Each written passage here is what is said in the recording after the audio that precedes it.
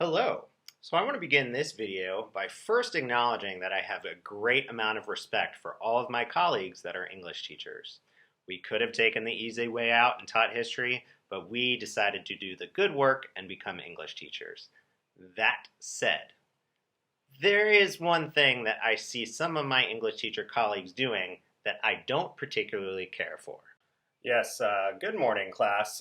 Today we are going to read a poem and we're going to find the secret message. Yeah, we're going to spend the next 90 minutes looking at this poem and we're going to find the secret message. You know, what the poet meant to write but didn't write because, he's just trying to trick us. So get ready. We're going to do the secret message today. That's not a thing. So really what some teachers mean when they're talking about some sort of secret message is they're talking about implied metaphor. You know what a metaphor is. It's when we compare two unlike things without using like or as. Mr. Gaffney is a beast. That is a metaphor. It's also true. Because I am not literally a beast. It's just that I'm that awesome. So we are comparing me, Mr. Gaffney, to a beast.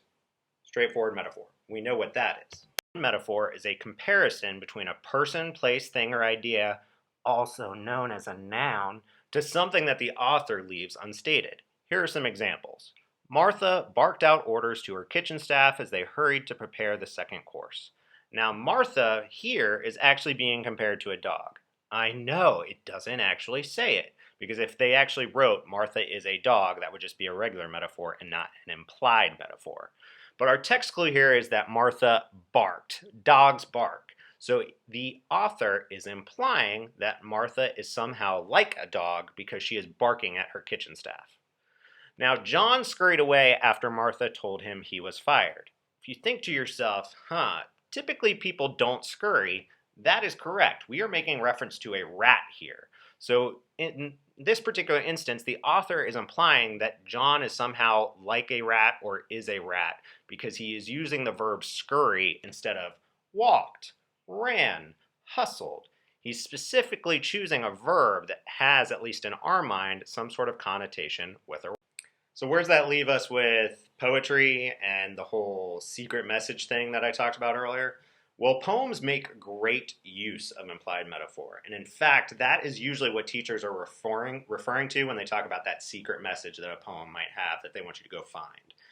Now, the thing with implied metaphor in poetry is typically we're not comparing people to dogs or people to rats. Most of the time, poets are trying to teach us something about life. They have a theme that they are trying to impart through their poem. So a poet will often have what might seem in some cases like random nouns, random objects that are thrown into the poem. And you need to ask yourself, by including this object, what is the poet trying to teach me about life? Let me go ahead and give you an example. By Robert Frost. Let's just do a read through, and in the back of your mind, I just want you to think about objects and maybe what some of these objects might have to do with what Mr. Frost might be saying about life, love, or any sort of human experience. Here we go. Nature's first green is gold, her hardest hue to hold. Her early leaf's a flower, but only so an hour. Then leaf subsides to leaf, so Eden sank to grief, so dawn goes down today, nothing gold can stay. All right, I want to begin with the first line, obviously. So nature's first green is gold. There is an actual regular metaphor there. Green is not gold, all right? But if we're looking for an implied metaphor, the thing that I think of when I'm thinking about nature's first green is I'm thinking of plants. So I'm thinking of trees right when they're blooming in spring, and there's all those little leaves that are that brilliant, almost like a light green color, and just how truly beautiful that is. Now, is that beautiful green color gold? It is not. So again, that's still kind of on the level of metaphor. But if we're thinking about life itself, at what part of life are we our first green? I and most people would think of babies, toddlers, young children. So at that point, nature's first green, it is an implied metaphor because he's talking about the youth. He's talking about babies, young children, maybe even adolescents, and saying they are gold. Now remember, gold is one of the most precious objects on our earth. It's been used as currency for millennia. So in a way, despite the fact he's not explicitly saying it, Frost is saying that our early years, our childhoods. They are gold, they are precious. However, he does go on to say, and he's going to keep this implied metaphor going, where he's comparing life to these different stages, mostly inhabited by a plant, where he goes on to say that this green is the hardest hue or hardest color to hold on to or to hold.